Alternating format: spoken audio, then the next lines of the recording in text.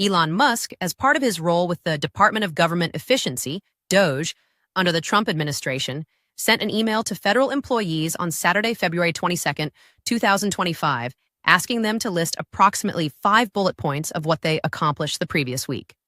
He stated on X that failure to respond by midnight on Monday, February 24th, 2025, would be taken as a resignation. This move is part of a broader effort to reduce government spending and workforce size, which Musk has been tasked to lead.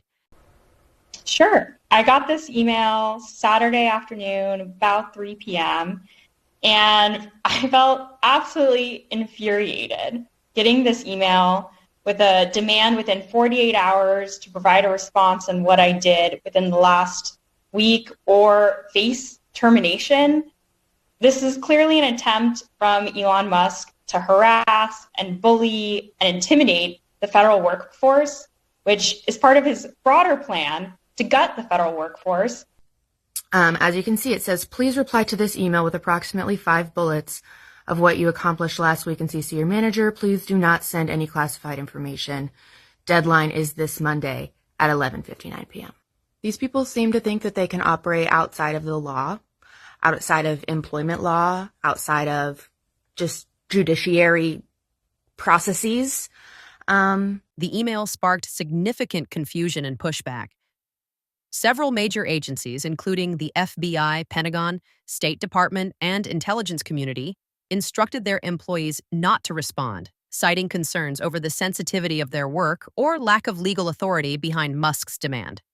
For instance, FBI Director Kash Patel and Director of National Intelligence Tulsi Gabbard explicitly told their staff to pause responses due to the classified nature of their duties. Meanwhile, other agencies like the Treasury Department and parts of the Department of Transportation directed employees to comply. You're talking about the last email that was sent where he wanted to know what you did this week. You know why he wanted that, by the way? I thought it was great, because we have people that don't show up to work and nobody even knows if they work for the government. So by asking the question, tell us what you did this week, what he's doing is saying, are you actually working? And then if you don't answer, like you're sort of semi-fired or you're fired, because a lot of people are not answering because they don't even exist. They're trying to find, that's how badly various parts of our government were run by, and especially by this last group.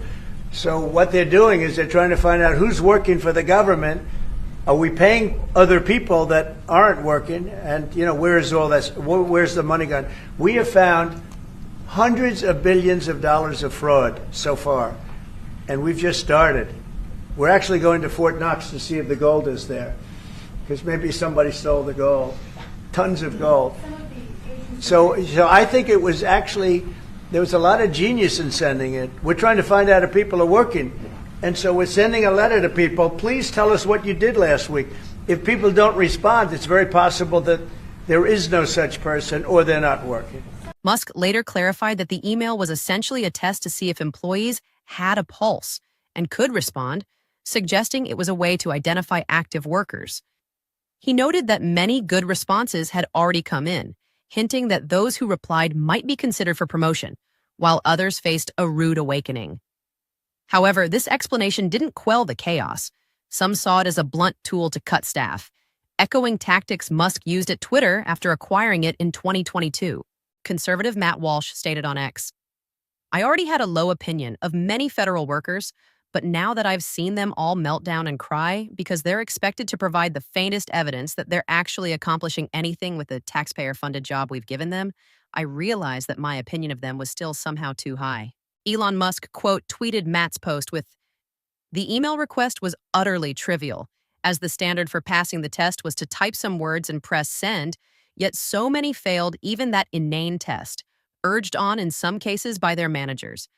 Have you ever witnessed such incompetence and contempt for how your taxes are being spent? Makes old Twitter look good. Didn't think that was possible.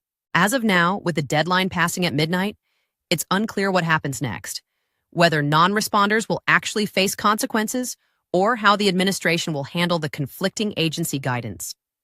The whole episode has exposed tensions between Musk's aggressive cost-cutting approach and the entrenched bureaucracy he's targeting, all unfolding in real time as of February 24th, 2025. That's all for the news today. Don't forget to hit that like and subscribe button. Have a fantastic day.